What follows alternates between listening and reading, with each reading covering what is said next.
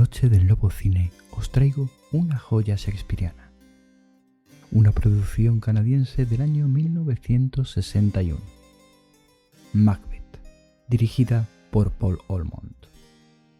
Esta adaptación de Macbeth es una adaptación cinematográfica para la televisión del clásico de William Shakespeare, producida en Canadá, como he dicho antes, en el año 1961. Esta versión está protagonizada por Sean Connery, marcando su debut en el cine norteamericano y su primer papel significativo en una obra de Shakespeare. La película se emitió originalmente en la cadena CBC, con un elenco de lujo: Sean Connery en el papel de Macbeth, Zoe Cadwell en el papel de Lady Macbeth, William Needles en Banquo, Ted Follows como Macduff, Robin Gemmell como Malcolm, Powys Thomas como el Rey Duncan y Sharon Acker como Lady Macduff. La duración de esta obra es de 1 hora 35 minutos y está en versión original subtitulada, debiendo activar los subtítulos en la parte inferior derecha. Sin más, os dejo con Macbeth.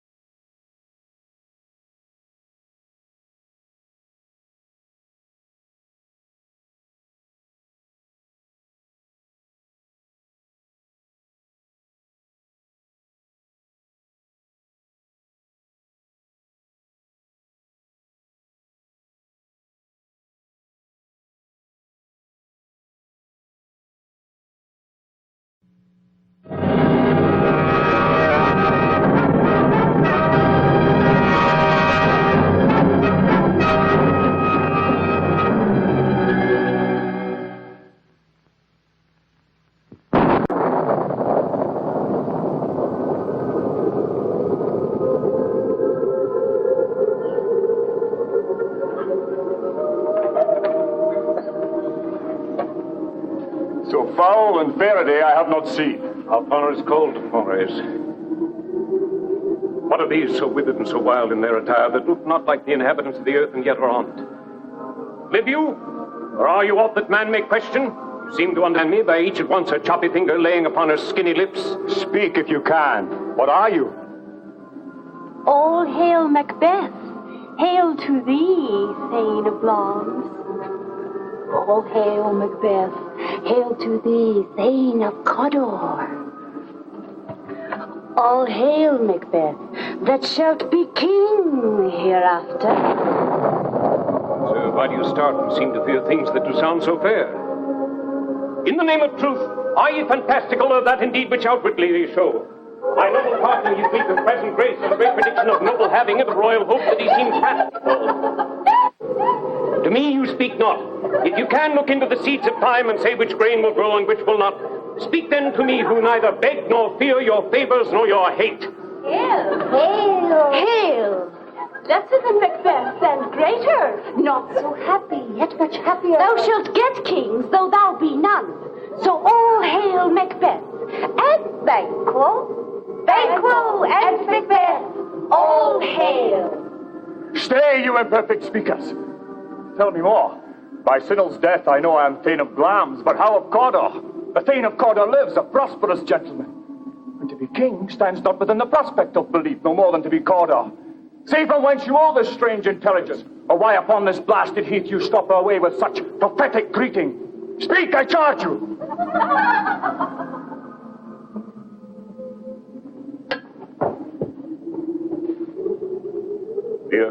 walls as the water has. These are of them. Whither are they vanished? Into the air. And what seemed corporal melted as breath into the wind. Would they had stayed.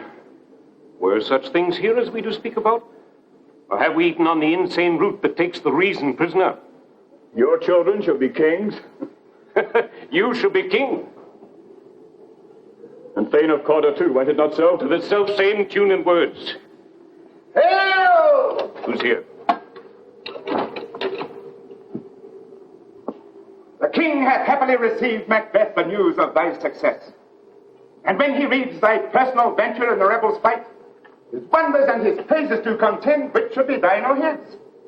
Silenced with that, in viewing of the rest of the self-same day, he finds thee in the stout Norwegian ranks, nothing afeard of what thyself didst make, strange images of death. As thick as tale came post with post, and every one did bear thy praises in his kingdom's great defense, and pour them down before him. We are sent to bring thee from our royal master thanks, only to herald thee into his sight, not pay thee. And as an earnest of a greater honor, he bade me from him call thee Thane of Cawdor. In which addition, hail, most worthy Thane, for it is thine. What? Can the devil speak true? Well, Thane of Cawdor lives. Why do you dress me in borrowed robes? Who was the Thane lived yet, but under heavy judgment bears that life which he deserves to lose. Whether he was combined with those of Norway, or did line the rebel with hidden help and vantage, or that with both he laboured in his country's wrack, I know not. But treason's capital, confessed and proved, have overthrown him. Glamis and Thane of Cawdor. The greatest is behind. Thanks for your pains. Do you not hope your children shall be kings, when those that gave the Thane of Cawdor to me promise no less to them? That trusted home might yet enkindle you under the crown, besides the Thane of Cawdor. But 'tis strange, and oftentimes to win us to our harm. The instruments of darkness tell us truths, win us with honest trifles, to betray us in deepest consequence. Cousins, a word, I pray you. Two truths are told as happy prologues to the swelling act of the imperial theme. I thank you, gentlemen.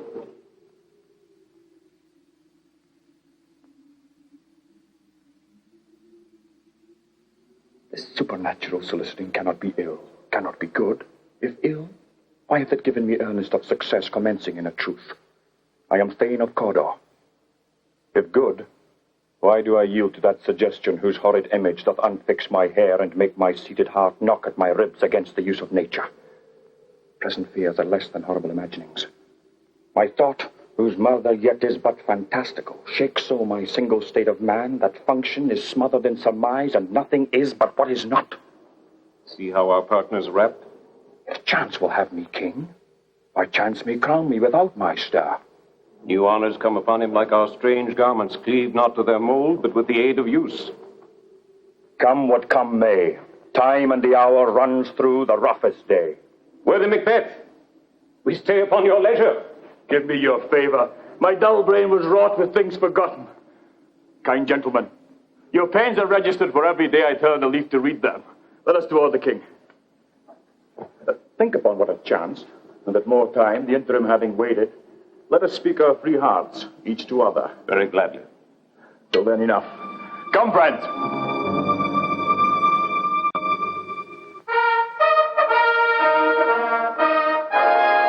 Is execution done on Cawdor?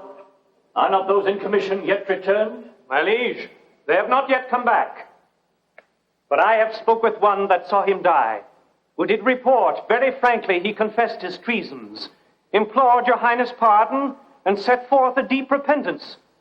Nothing in his life became him like the leaving it. He died as one who had been studied in his death to throw away the dearest thing he owed, as 'twere a careless trifle. There's no art to find the mind's construction in the face. He was a gentleman on whom I built an absolute trust.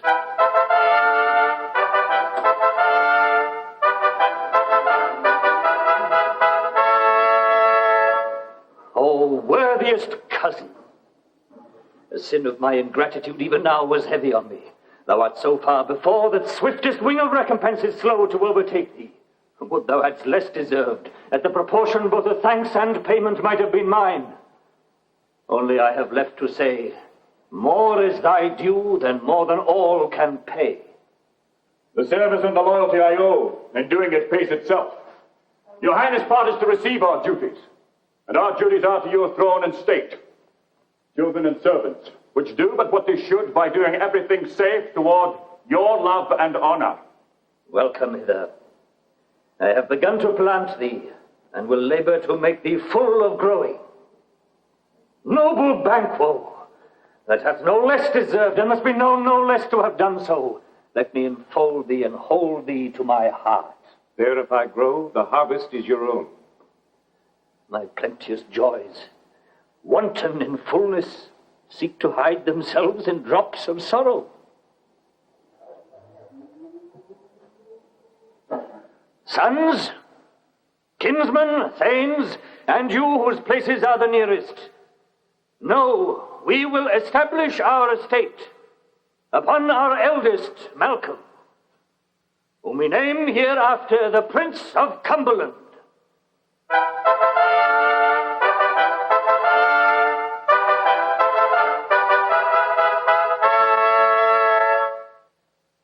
Which honor must not unaccompanied invest him only, but signs of nobleness like stars shall shine on all deservers.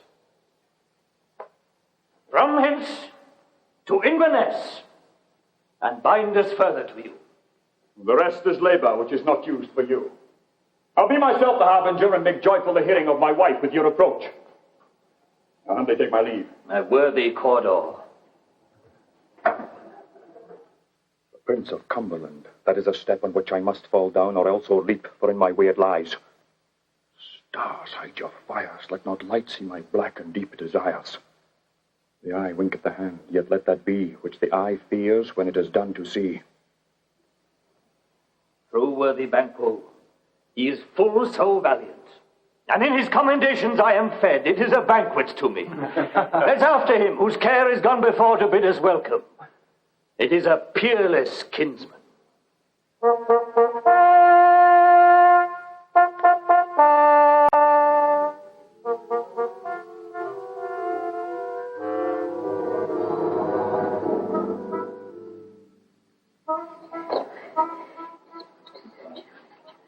They met me in the day of success, and I have learned by the perfect's report they have more in them than mortal knowledge. When I burned in desire to question them further, they made themselves air into which they vanished. Whilst I stood wrapped in the wonder of it, came missives from the king, who all hailed me Thane of Cawdor, by which title before these weird sisters saluted me, and referred me to the coming on of time with Hail, King,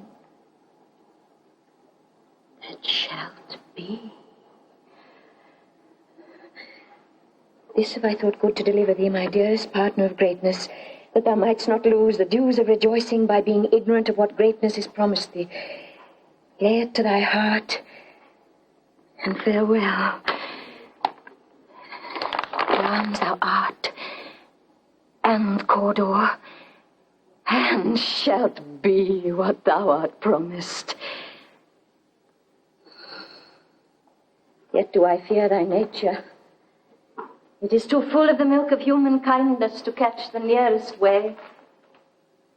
Thou wouldst be great, and not without ambition, but without the illness should attend it.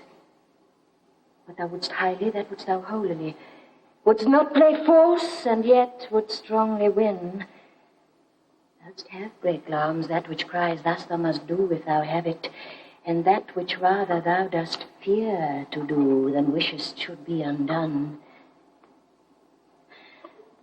Hie thee hither, that I may pour my spirits in thine ear, and chastise with the valor of my tongue all that impedes thee from the golden round, which fate and metaphysical aid doth seem to have thee crowned withal.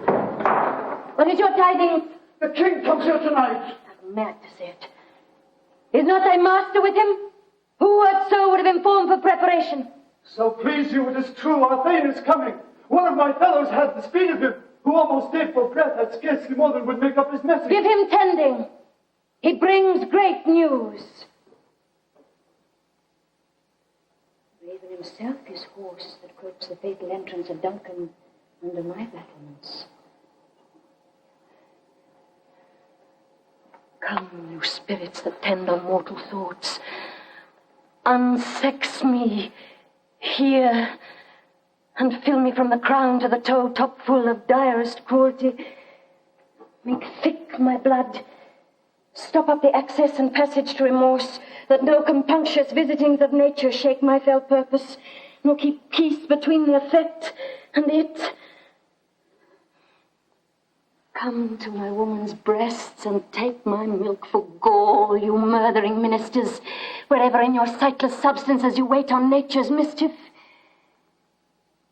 Come, thick night, and pour thee in the dunnest smoke of hell, that my keen knife see not the wound it makes, nor heaven peep through the blanket of the dark to cry, hold, hold.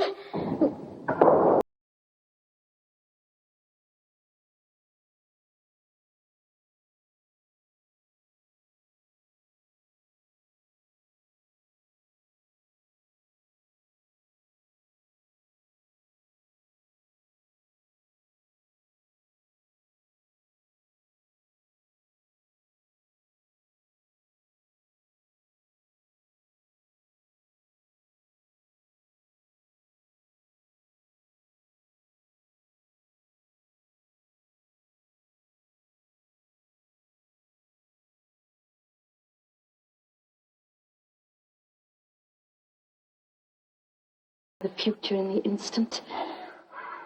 My dearest love, Duncan comes here tonight. One goes hence. Tomorrow, as he purposes. Oh, never shall sun that morrow see.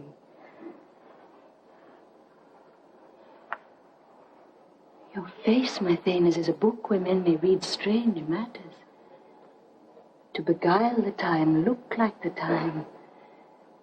Bear welcome in your eye, your hand, your tongue. Look like the innocent flower, but be the serpent under it. He that's coming must be provided for, and you shall put this night's great business into my dispatch, which shall to all our nights and days to come give soul his sovereign sway and masterdom. We will speak further. Only look up clear. To alter favor ever is to fear. Leave all the rest to me.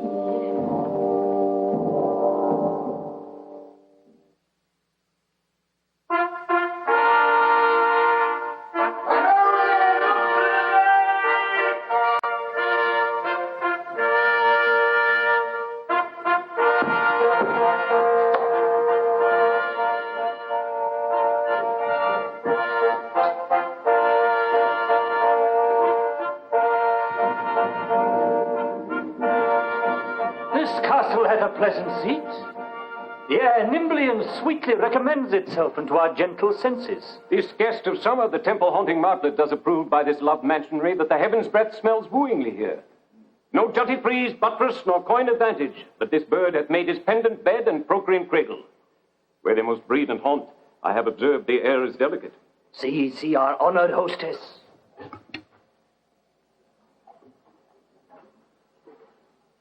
The love that follows us sometime is our trouble, which still we thank as love.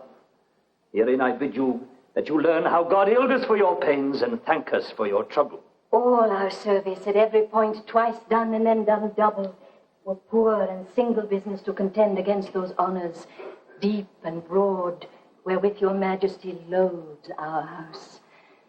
For those of old and the late dignities heaped up to them, we rest your hermits.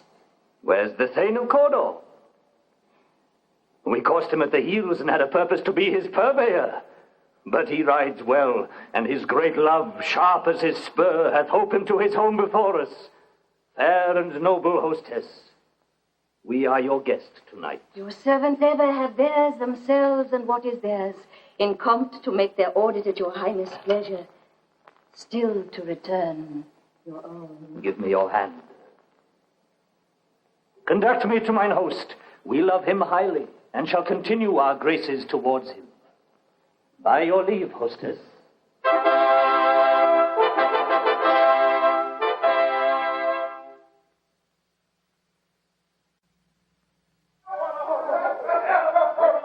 If it were done when 'tis done, then were well it were done quickly.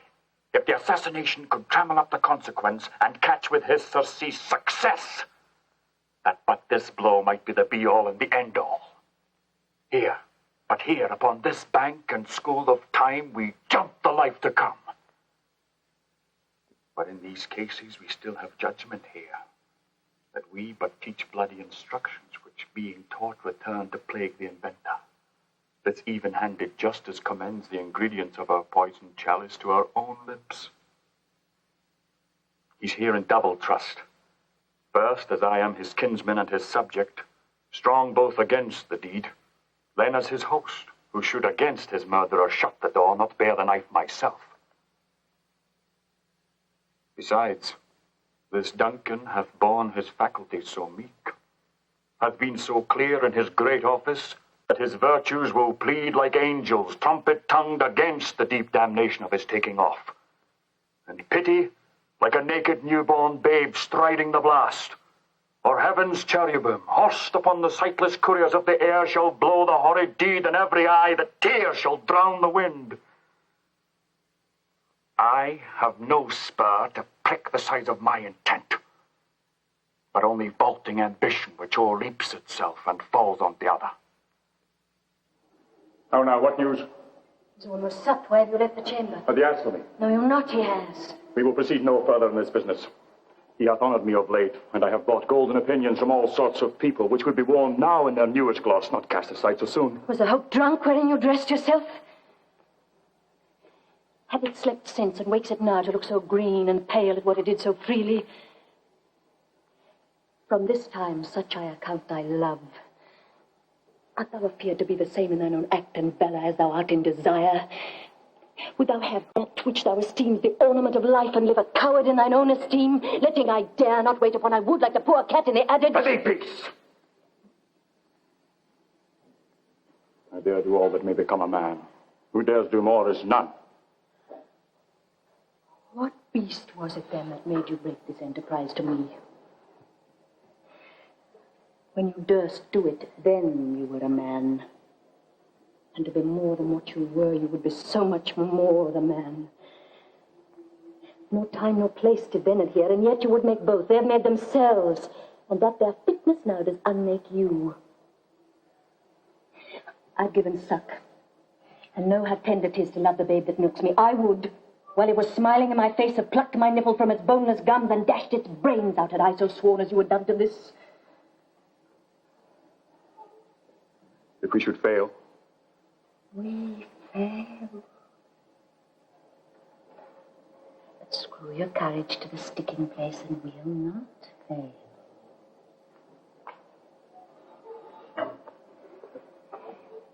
When Duncan is asleep, the whereto rather shall his hard day's journey soundly invite him, his two chamberlains will I with wine and wassail so convince that memory, the warder of the brain, shall be a fume, and the receipt of reason a limbeck only. When in swinish sleep their drenched natures lie as in a death, what cannot you and I perform upon the unguarded Duncan?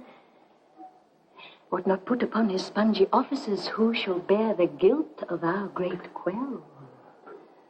Bring forth men, children only, for thy undaunted metal should compose nothing but males. Might not be received when we have marked with blood those sleepy two of his own chamber, use their very daggers that they have done it. Who dares receive it other? For we shall make our griefs and clamours roar upon his death. I am settled. Bend up each corporal agent to this terrible feat. Away and mock the time with fairish show. False heart must hide what the false face doth know.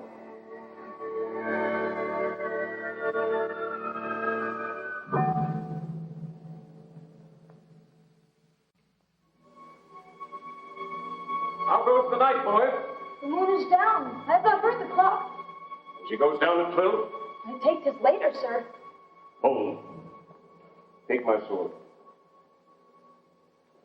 There's husbandry in heaven.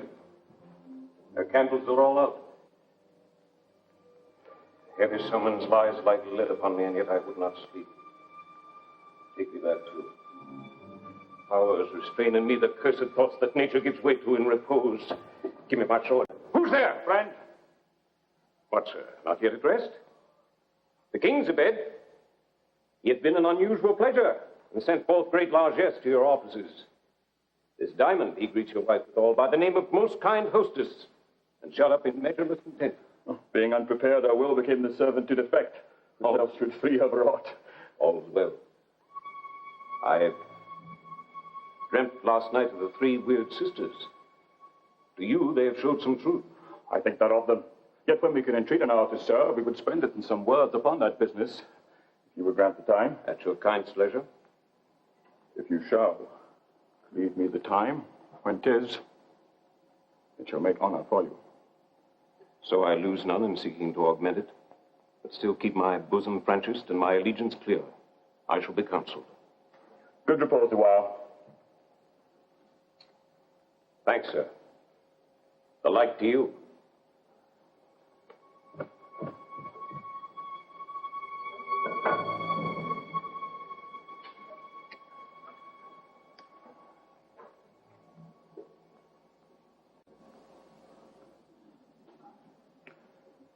Go bid thy mistress she strike upon the bell when my drink is ready. Get thee to bed.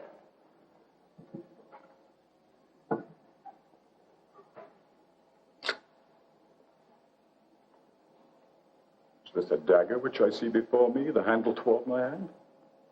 Come, let me clutch thee. Have thee not, and yet I see thee still. Art thou not faithful vision, sensible to feeling as to sight? Or art thou but a dagger of the mind, a false creation proceeding from the heat of blessed brain?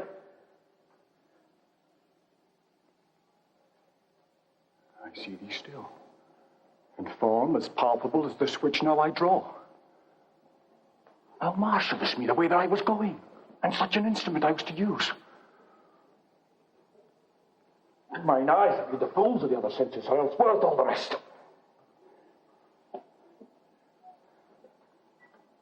I see thee yet, and on thy dudgeon, and blade, gouts of blood which were not so before. There's no such thing. It is a bloody business which informs us to mine eyes.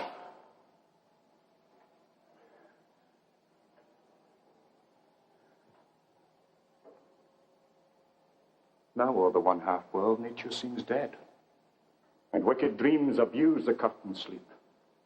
Witchcraft celebrates pale Hecate's offerings, and withered murder, alarmed by his sentinel, the wolf, whose howls his watch, and thus with his stealthy pace, with Tarquin's ravishing strides towards his design, moves like a ghost. Sure and firm, said I, not my steps which way they walk. For fear thy very stones prate of my whereabouts. Oh, and take present horror from the time which now suits with it. Whiles I thread, he lives. Worse, the heat of deeds too cold breath gives. I go, and it is done. The bell invites me. Hear it not, Duncan, for it is a knell that summons thee to heaven or to hell.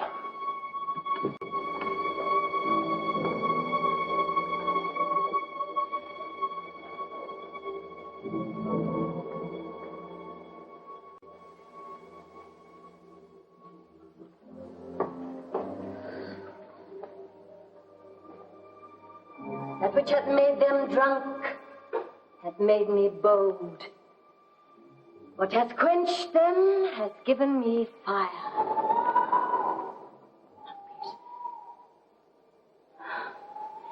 It was the owl that cried, the fatal bellman that gives the sternest good night.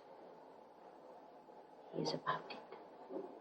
The doors are open, and the surfeited grooms do mock their charge with snores. I have drugged their possets, thoughts that death and nature do contend about them, whether they live or die. Who's there? Alack, I'm afraid the waiting is not done. The attempt and not the deed confounds us. Hark! Leave the daggers ready, could not miss them. Had he not resembled my father as he slept, I'd have done it. My husband. I've done the deed. Didst thou not hear a noise? Oh, the owl scream and the crickets cry. Did not you speak? When?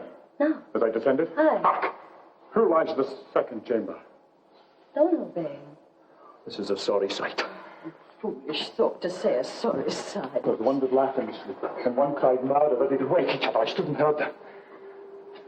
But they did say their prayers and addressed them again to sleep. They're two lodged together. And one cried, God bless us. And amen the other. As they had seen me with these hangmen's hands listening their fear, I could not say amen when they did say God bless us. Consider it not so deeply. But wherefore could not I pronounce amen? I had most need of blessing. And amen stuck in my throat. Deed must not be thought after these ways, so it'll make us mad. And methought I heard a voice cry, sleep no more. Macbeth does murder sleep, the innocent sleep. Sleep that knits up the ravelled sleeve of care. The death of each day's life. Sore labour's bath, balm of hurt minds. Great nature's second course.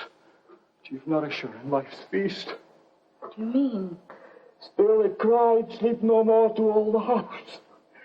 Glamis hath murdered sleep, and therefore Cordura shall sleep no more. Macbeth shall sleep no more. Who was it that thus cried?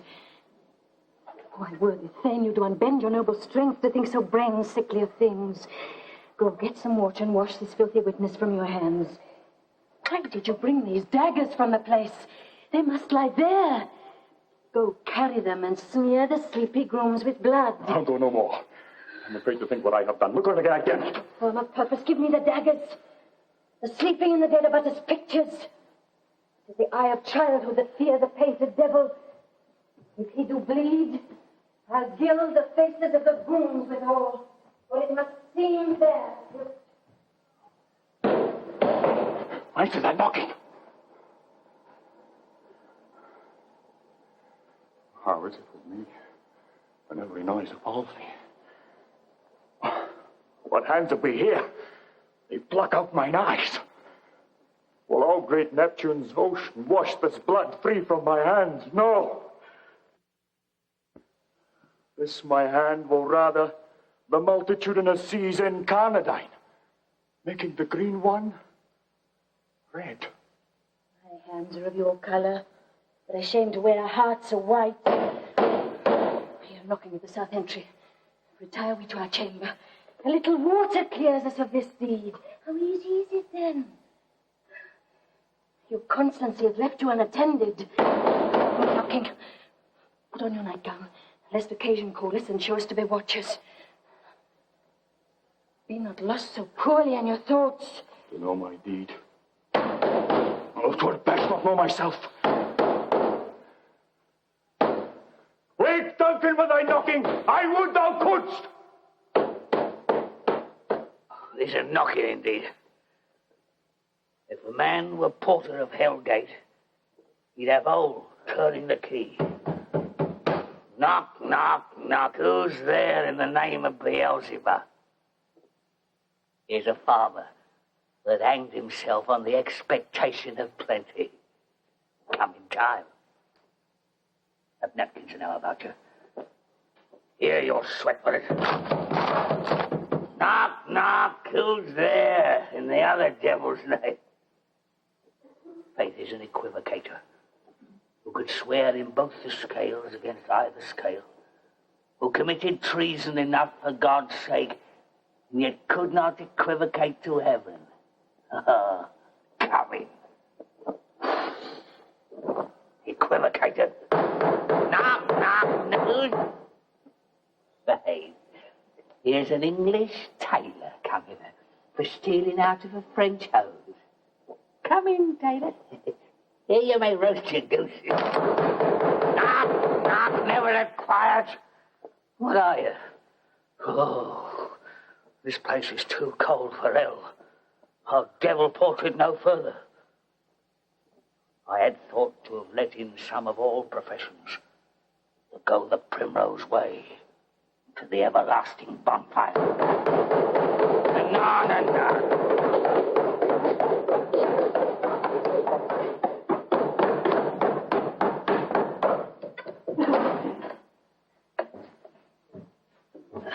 I pray you, sir, remember the porter. Was it so late, friend, ere you went to bed that you do lie so late? Why, sir, we were carousing till the second cock. Yes. Is thy master stirring? You are knocking at a wake him. Here he comes. Good morrow, noble sir. Good morrow. Is the king stirring, worthy thane? Not yet. He did command me to call timely on him. I have almost slipped the hour. I'll bring you to him. I know this is a joyful trouble to you, but yet 'tis one. The labor we delight in physics pain. This is his door. I'll make so bold to call, for 'tis my limited service. Goes the king hence today? He does. He did appoint so. The night has been unruly. Where we lay, our chimneys were blown down, and as they say, lamentings heard in the air. Strange screams of death and prophesying with accents terrible, of dire combustion and confused events new hatched to the woeful time. The obscure bird clamoured the livelong night. Some say the earth was feverish and did shake. 'Twas a rough night. Yeah, my young remembrance cannot parallel a fellow to it.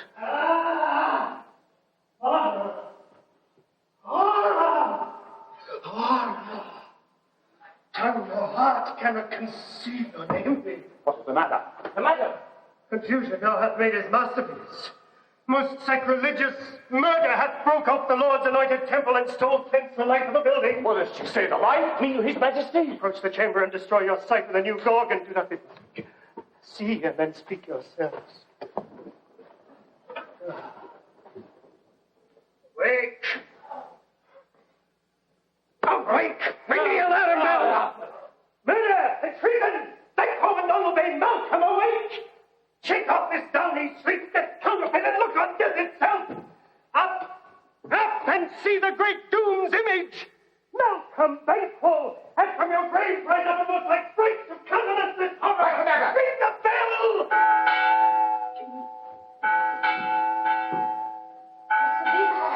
And such a hideous trumpet calls to parley the speakers of the house. Speak! Speak! Gentle lady, do not even hear what I can speak. The repetition in a woman's ear would murder as it fell. Banquo! Banquo, our royal master's murdered. Oh, alas, what in our house? Too cruel anywhere. Dear, doth I prithee contradict thyself and say it is not so? That I would die, and now overflow this chance. I've lived a blessed time. For from this instant there is nothing serious in mortality. All is but toys. Renown and grace is dead. The wine of life is drawn, and a mere lees is left this vault to brag of. What is amiss? You are, and do not know it. The spring, the head, the fountain of your blood is stopped. The very source of it is stopped. Your royal father's murdered. By whom?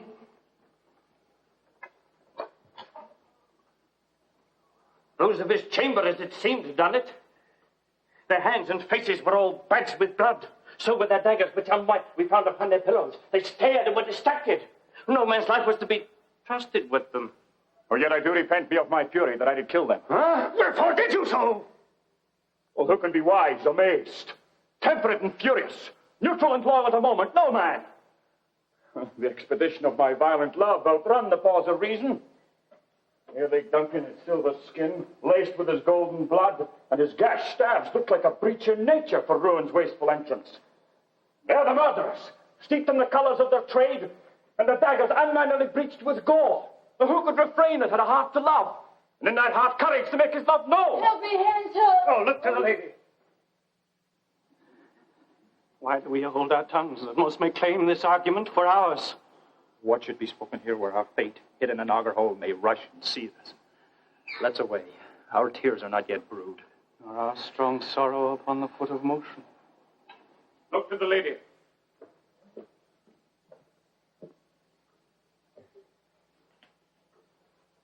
When we have our naked frailties hid that suffer in exposure, let us meet and question this most bloody piece of work to know it further. Fears and scruples shake us. In the great hand of God I stand. And thence against the undivulged pretense I fight of treasonous malice. And so do I. And I. Let us briefly put on manly readiness and meet together in the hall. Do so. Content. Well.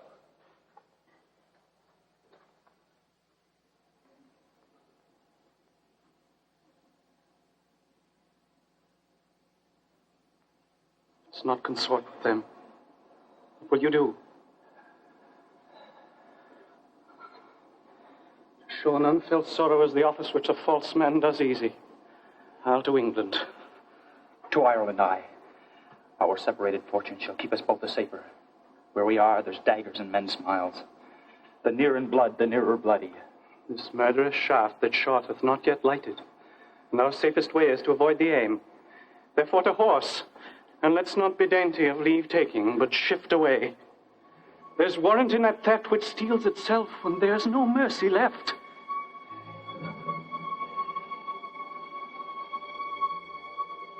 Thou hast it now. King, Cawdor, Glamis, all as the weird women promised. And I fear thou playedst most foully for it.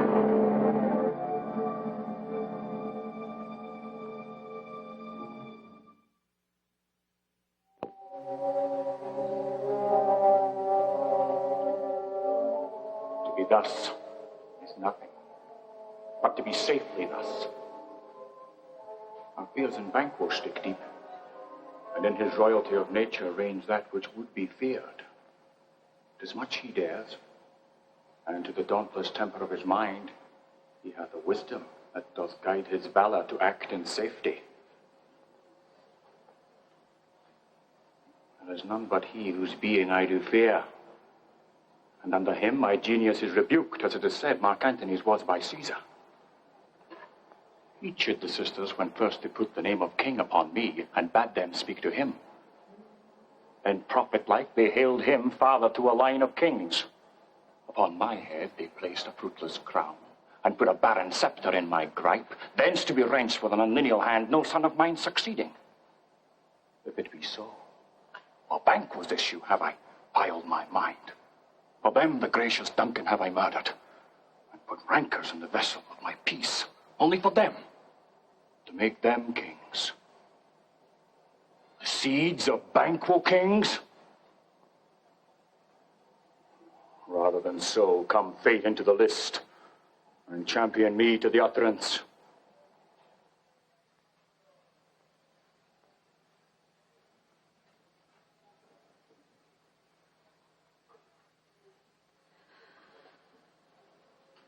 Naught had, all spent. Where our desire is got without content, 'tis safer to be that which we destroy than by destruction dwell in doubtful joy. And now, my lord, why do you keep alone? Of sorriest fancies your companions making, using those thoughts which should indeed have died with them they think on. Things without all remedy should be without regard. What's done is done. We have scotched the snake, not killed it. She'll close and be herself, whilst our poor malice remains in danger of her former tooth. But let the frame of things disjoint both the worlds suffer, ere we will eat our meal in fear and sleep in the affliction of these terrible dreams that shake us nightly. Better be with the dead, whom we, to gain our peace, have sent to peace, than on the torture of the mind to lie in restless ecstasy. Duncan is in his grave. After life's fitful fever, he sleeps well. Treason has done his worst. Nor steel, nor poison, malice domestic, foreign levy, nothing can touch him further. Gentle, my lord. Sleek o'er your rugged looks. Be bright and jovial among your guests tonight. So shall I, love. And so I pray be you. Let your remembrance apply to Banquo. Present him eminence both with eye and tongue. And saith the while that we must lave our honors in these flattering streams and make our faces visors to our hearts, disguising what they are. You must leave this. Oh, full of scorpions is my mind, dear wife.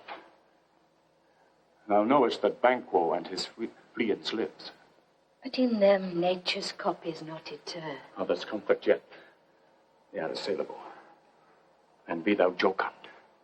Ere the bat hath flown his cloistered flight, ere to black Hecate summons the sharp-born beetle with his drowsy hums hath rung night's yawning peal, there shall be done a deed of dreadful note. What's to be done? Be innocent of the knowledge, dearest Chuck, till thou applaud the deed. Come, sealing night, scarf up the tender eye of pitiful day, and with thy bloody and invisible hand, cancel and tear to pieces this great bond which keeps me pale. Light thickens. The crow makes wing to the rooky wood. Good things of day begin to droop and drowse, whiles night's black agents to their praise do rouse.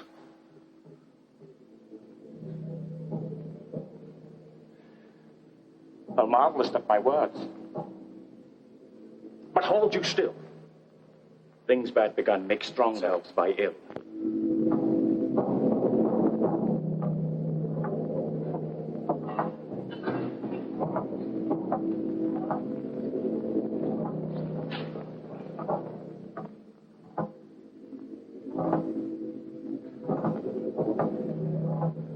But who did bid thee join with us? Macbeth. He needs not our mistrust, since he delivers our offices and what we have to do to the direction just. Then stand with us. The west yet glimmers with some streaks of day. Now spurs the later traveller apace to gain the timely inn, and near approaches the subject of our watch. Hark! I hear horses. Give us some light here, ho! Then 'tis he. The rest that are within the note of expectation already are in the court. His horses go about. Almost a mile, but he does usually so all men do. From hence to the palace gate maketh their walk. A light. A light. 'Tis he. Stand to it.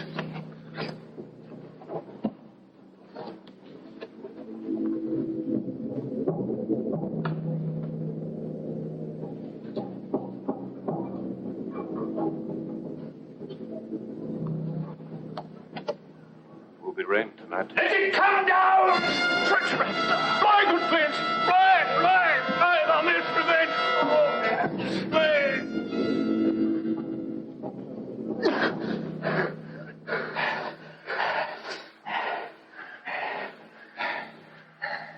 Who did strike out the light? Was not the way.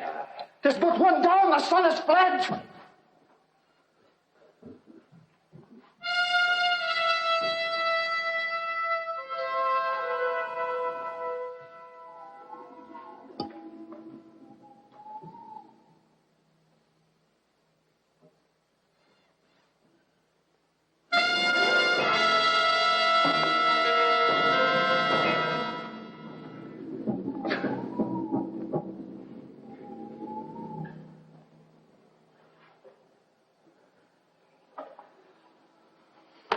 We have lost the best half of our affair. Well, let's away and say how much is done.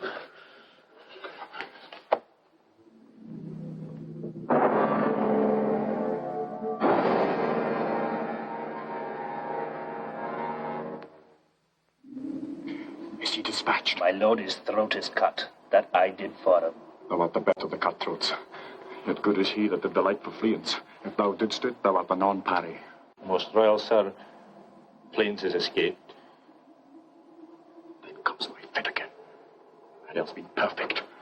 All as a marble, founded as a rock. As broad and general as a casing air. But now I am cabined, crypt, confined, bound into saucy doubts and fears. But Banquo safe. Aye, my good lord. Safe in a ditch he bides, with 20 trenched gashes on his head. The least a death to nature. Thanks for that. There the grown serpent lies. The worm that's fled hath nature that in time will venom breed. No teeth for the present. Get thee gone. We'll hear our swords again. Come on. Do not give the cheer. The feast is sold, it is not often vouched while 'tis a making. 'Tis given with welcome. To feed were best at home. From thence the source to meet is ceremony. Meeting were bare without it. Sweet remembrancer.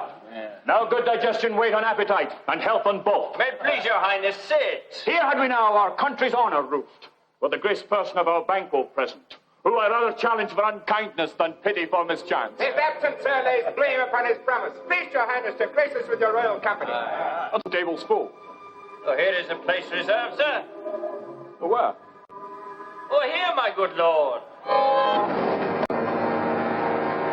What is that moves your majesty? Which of you have done this? What, my good lord? Thou canst not say I did it. Never shake thy gaudy locks at me. Gentlemen, rise. His highness is not well. Sit, worthy friends. My lord is often thus, and hath been from his youth. Pray you keep seat. The fit is momentary. Upon a thought he will be well again. If much you note him, you shall offend him, and extend his passion. Feed and regard him not.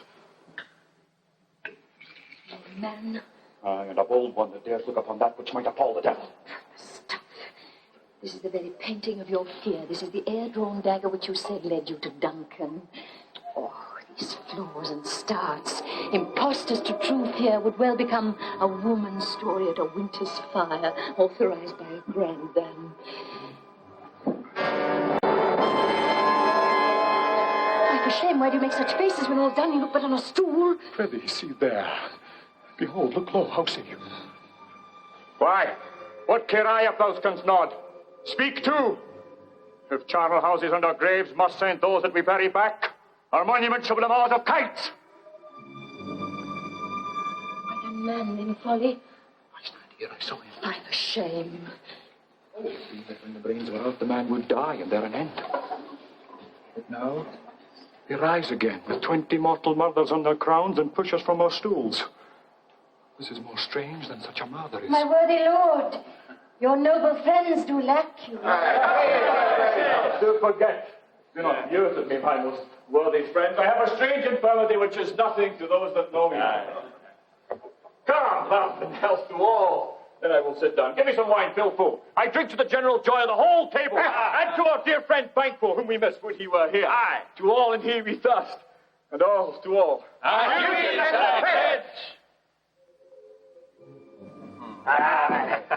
My lord, you are yourself. And Fight this quick sight! Thy bones are marrowless, thy blood is cold. Thou hast no speculation in those eyes which thou dost glare with. Think of this, good friends, but as a thing of custom. 'Tis no other. Only it spoils the pleasure of the time. What man dares I dare? Approach thou like the rugged Russian bear, the armed rhinoceros, or the Hyrcan tiger. Take any shape but that, my firm nerve shall never tremble. Or be alive again, and dare me to the desert with thy sword. If trembling I inhabit then, protest me the baby of a girl. Intolerable shadow, open your mouth, head!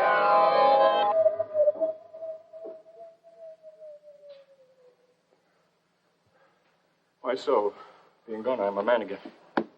Prithee, sit still. Displace the mirth, broke the good meeting with the most admired disorder.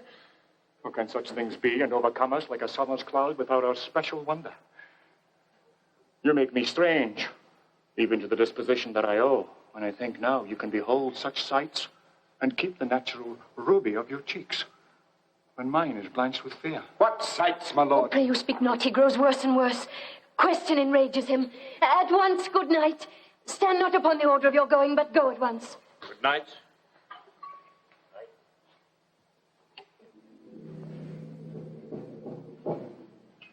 Better health attend his majesty. A kind good night to all.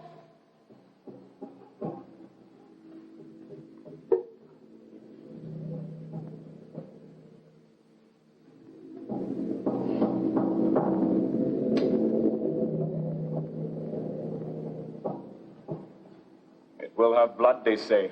Blood will have blood. Stones have been known to move, and trees to speak. Augurs and understood relations have, by maggot pies and rooks and chuffs, brought forth the secretest man of blood. What is the night? Almost at odds with morning. Which is which? How sayest you that Macduff denies his person at our great bidding? Did you send to him, sir? I hear it by the way, but I will send. There's not a one of them, but in his house I keep a servant feed. I will tomorrow, and betimes I will to the weird sisters. More shall they speak. For now I am bent to know by the worst means the worst. For mine own good all causes shall give way. I'm in blood, steeped in so far, that should I wade no more, returning were as tedious as go o'er. Strange things I have in mind, that will to hand, which must be acted, ere they may be scanned. You lack the season of all natures, sleep. Come, will to sleep. My strange and self-abuse is the initiate fear that wants hard use. We are yet but young indeed.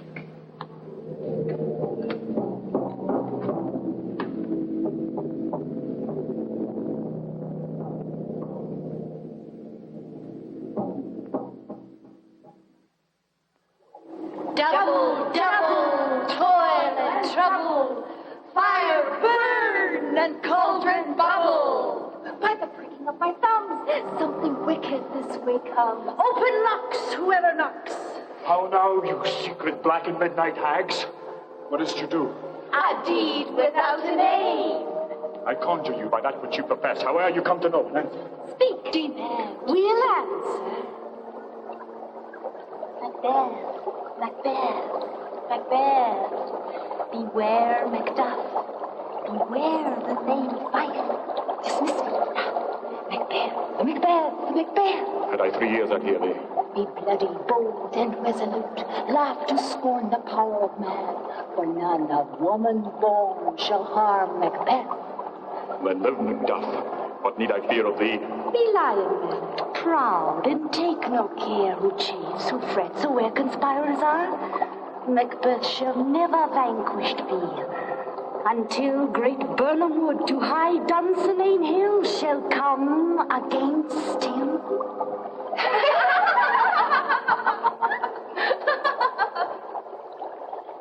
Where are they? Gone?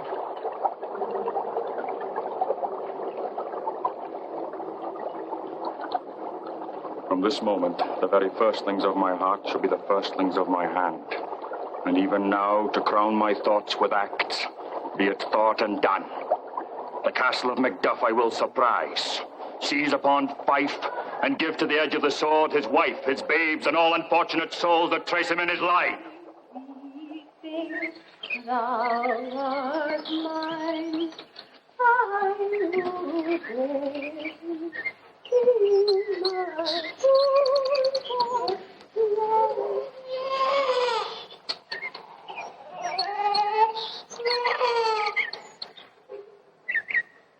Sarah, your father's dead. What will you do now? How will you live? As birds do, Mother. What, with worms and flies? With what I get on me, and so do they. Poor bird. Thou'st never fear the net nor line, the pitfall nor the gin. Why should I, Mother? Poor birds, they are not said for.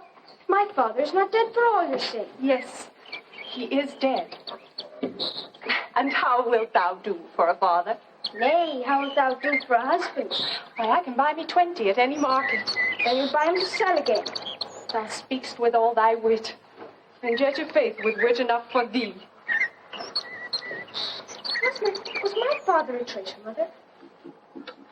Aye, that he was. What is a traitor?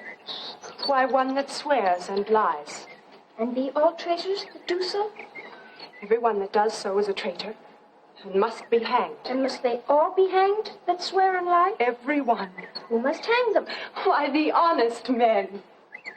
Then the swearers and liars are fools, for there are swearers and liars enow to beat the honest men and hang up them. Now God help thee, poor monkey. But how wilt thou do, father? If he were dead, you would weep for him. If you would not, it were a good sign that I should quickly have a new father. Poor prattler, how thou talkst. I am not to you known, though in your state of honor I am perfect. I doubt some danger does approach you near. If you will take a homely man's advice, be not found here. Hence with your little ones. To fight you thus, methinks I am too savage. To do worse to you a fell cruelty which is too nigh your person. Heaven preserve you, I dare abide no longer. Whither should I fly? I have done no harm. But I remember now I am in this earthly world, where to do harm is often laudable, to do good sometime accounted dangerous folly.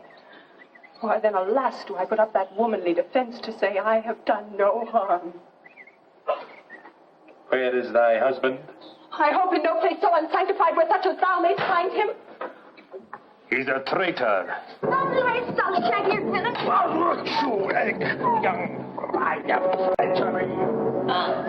He is killing me, Mother. Run away, I pray you.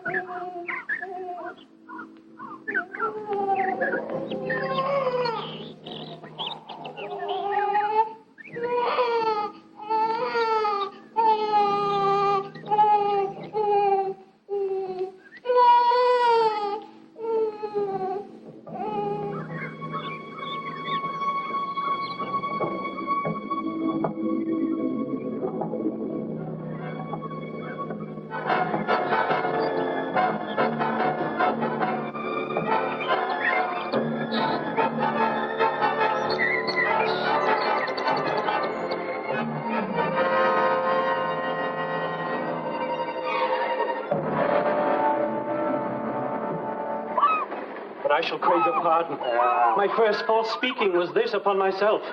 What I am truly is thine and my poor country's to command. Whither indeed? Before thy here approach. Old seaward with 10,000 warlike men, already at a point we're setting forth. Now we'll together, and our chance of goodness be like our warranted quarrel. Why are you silent? Such welcome and unwelcome things at once. 'Tis hard to reconcile. What ho! Who comes here? A countryman, but yet I know him not. My ever gentle cousin, welcome hither. I know him now. Good God, but times remove the means that makes us strangers. Sir, amen. Stand Scotland as it did. Alas, poor country, almost afraid to know itself. Cannot be called our mother, but our grave. Where nothing but who knows nothing was once seen to smile. The sighs and groans and shrieks that rent the air are made not marked. Their violent sorrow seems a modern ecstasy. Dead man's knell is there scarce asked for who. And good men's lives expire before the flowers in their caps, dying or ere they sicken. Oh, relation, too nice, and yet too true. What's the newest grief? That of an hour's age doth hiss the speaker. Each minute teems a new one. Here. How does my wife? Why, well. And all my children? Well, too. The tyrant hath not battered at their peace. No, they were well at peace when I did leave them. Oh, be not a niggard of your speech. How goest? When I came hither to transport the tidings which I have heavily borne, there ran a rumor of many worthy fellows that were out, which was to my mind witness the rather for that I saw the tyrant's tower afoot. Now is the time of truth. Your eye in Scotland would create soldiers, make our women fight to doff their dire distresses. Be it their comfort, we are coming thither. Gracious England hath lent us good seaward and 10,000 men. An older and better soldier none that Christendom gives out. Would I could answer this comfort with a like. But I have words that should be howled out in the desert air where hearing should not latch them. Well, what concern they? The general cause? Is it a fee grief due to some single breast? No mind that's honest, but in it bears some woe, though the main part pertains to you alone. If it be mine, keep it not from me. Quickly let me have it. Let not your ears despise my tongue forever, which shall possess them with the heaviest sound that ever yet they heard. I guess at it. Your castle is surprised, your wife and babes savagely slaughtered. To relate the manner whereon the bodies of these murdered deer, to add the death of you. Oh, heavens!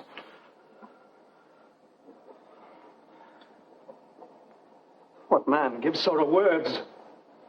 The grief that does not speak whispers the o'erfraught heart and bids it break. My children, too. Wife, children, servants, all that could be found. And I must be from thence. My wife killed too? I have said... Be comforted. Let us make medicines of our great revenge to cure this deadly grief. He has no children. All, my pretty ones. Did you say all? Oh, hell, kind. All?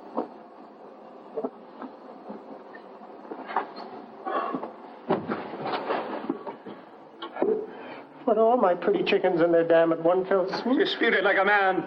I shall do so. But I must also feel it as a man. I cannot but remember such things that were most precious to me. Did heaven look on and would not take their part? Sinful Macbeth, they were all struck for thee. Not that I am. Not to their own demerits, but for mine fell slaughter on their souls. Heaven rest them now. Let this be the whetstone of your sword. Let grief convert to anger. Blunt not the heart, enrage it. Oh, I could play the woman with mine eyes and braggart with my tongue. But gentle heavens, cut short all intermission. Front to front bring thou this fiend of Scotland and myself. Within my sword length set him. If he escape, heaven forgive him too.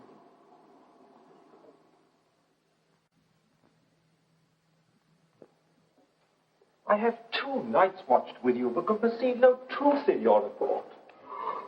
Oh. When was it she last walked? Since His Majesty went into the field, I have seen her rise from her bed, throw her nightgown upon her, unlock her closet, take forth paper, fold it, write on it, read it, afterwards seal it, and then again return to bed. Yet all this while in a most fast sleep. Great perturbation in nature, thus to receive the benefits of sleep and do the effects of watching. In this slumbery agitation, besides her walking and other actual performances, what at any time have you heard her say?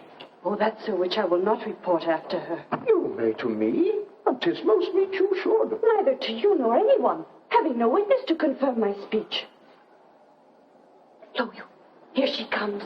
This is her very guise, and upon my life fast asleep. Observe her dead goes. How came she by that light? Why, it stood by her. She has light by her continually. 'Tis her command. You see, her eyes are open. Aye, but their senses are shut. What is it she does now? Look how she rubs her hands. It is an accustomed action with her to seem thus washing her hands. I have known her continue in this a quarter of an hour. It is a spark. Fast she speaks. I'll set down what comes from her to satisfy my remembrance the more strongly. Damn it! What out, I say!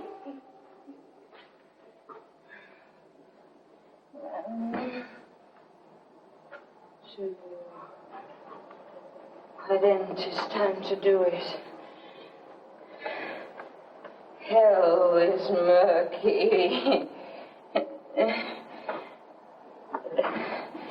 My lord fire soldier, and feared, what need we fear? Who knows it when none can call our power to account? Yet who would have thought the old man to have so much blood in him? Did you mark that? The Thane of Fife had a wife. Where is she now? What will his hands ne'er be clean? No more of that, my lord, no more of that, your marrow, with this starting. Go to, you have known what you should not. And she has spoke what she should not, I'm sure of that. Heaven knows what she has known. But here's the smell of the blood still. All the perfumes of Arabia will not sweeten this little hand.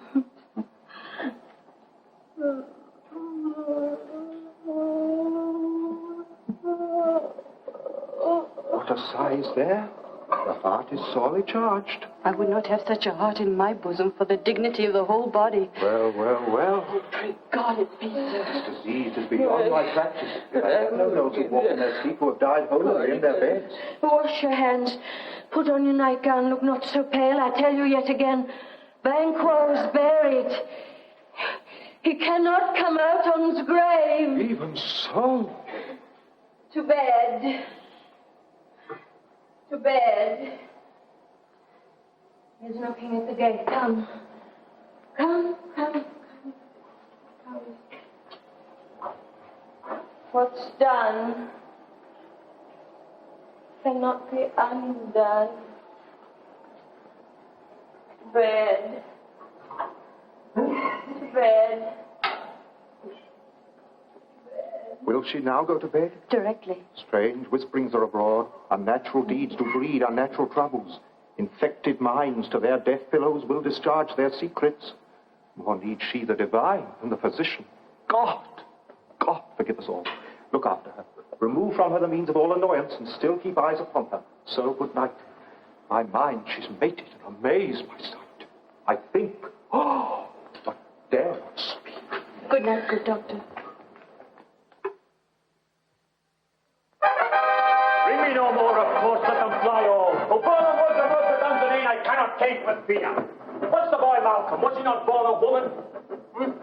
The spirits that know all mortal consequences have pronounced me thus. Fear not, Macbeth, for no man that's born of woman shall e'er have power upon thee. Then fly full stains and mingle with the English epicures. For the mind I sway by, and the heart I bear, shall never sag with doubt nor shake with fear. Oh, the devil dandy black, thou cream-faced loon, where gottest thou that ghost look? There is 10,000. Geese villain? Soldiers, sir. Go prick thy face and overhead thy fear, thou lily-livered boy. What soldiers? Death of thy soul, those willing cheeks of thine are counsellors to fear. What soldiers wave face? The English force, so please. Take up his hands! Satan, I'm sick at heart when I behold. Satan, I say! This push will cheer me ever, or deceit me now. I've lived long enough. My way of life has fallen into the sere, the yellow leaf. And that which should accompany old age as honor, love, obedience, troops of friends, I must not look to have, but in their stead, curses, not loud, but deep, mouth honor, breath, which the poor heart would fain deny, and dare not. Satan! What is your gracious pleasure? Now, what news more? All is confirmed, my lord, which was reported. Well, I'll fight! Though from my bones my flesh be hacked. Give me my armor. 'Tis not needed yet. I'll put it on. Here, send out more horses. Scur the country around. Hang those that talk of fear. Get me my armor. How does your patient, doctor? Not so sick, my lord, as she is troubled with thick-coming fancies that keep her from her rest. Cure her of that. Canst thou not minister to a mind diseased? Pluck from the memory a rooted sorrow?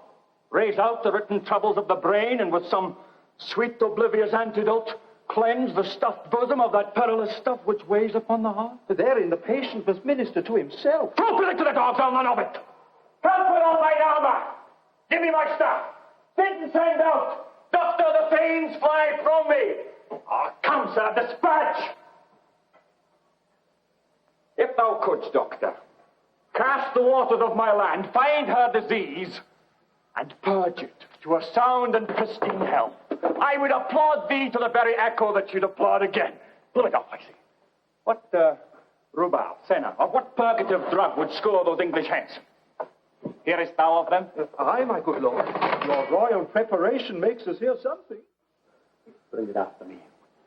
I will not be afraid of death and bane till Burnham would remove to Dunsinane. Drive from Dunsinane away and clear profit again would hardly draw me here.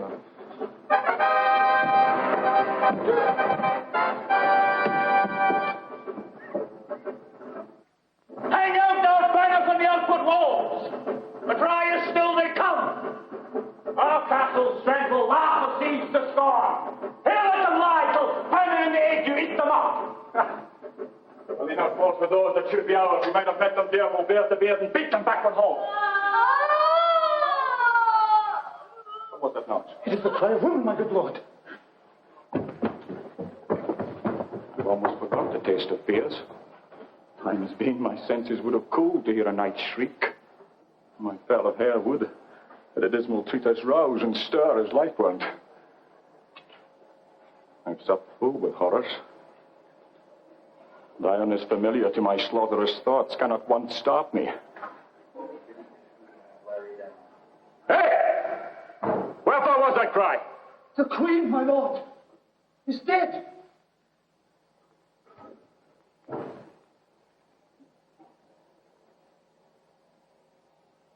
She should have died hereafter. There would have been a time for such a word.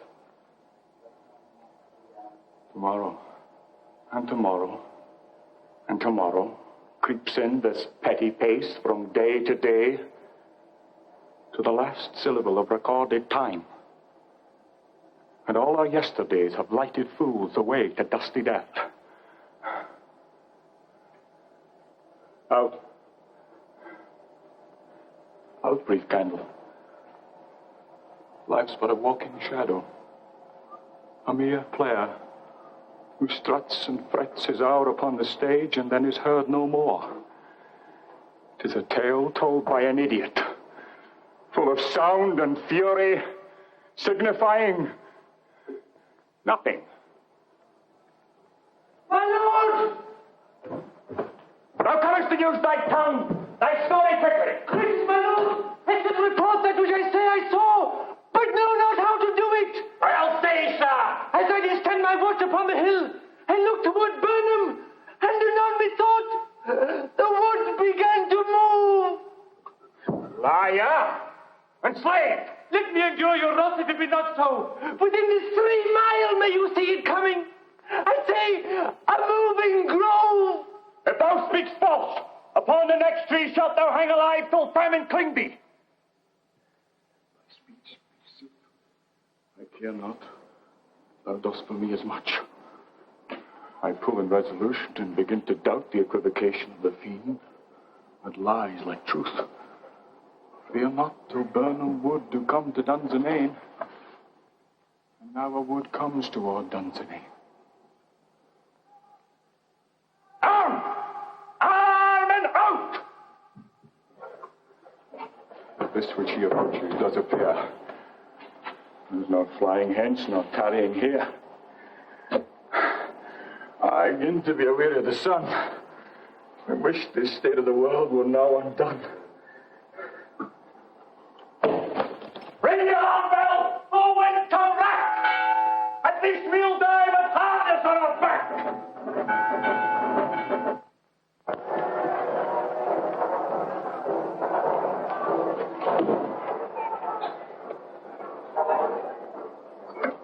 Why should I play the Roman fool and die on mine own sword?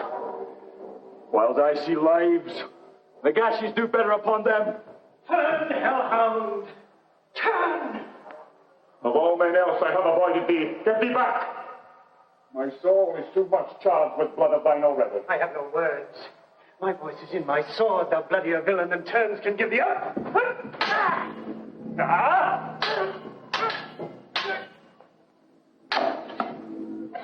Thou losest labour. You mean as though the intention there with thy keen sword and thrust would make me bleed. I fall I blade on vulnerable crests. I bear a charmed life, which must not yield to one a woman born.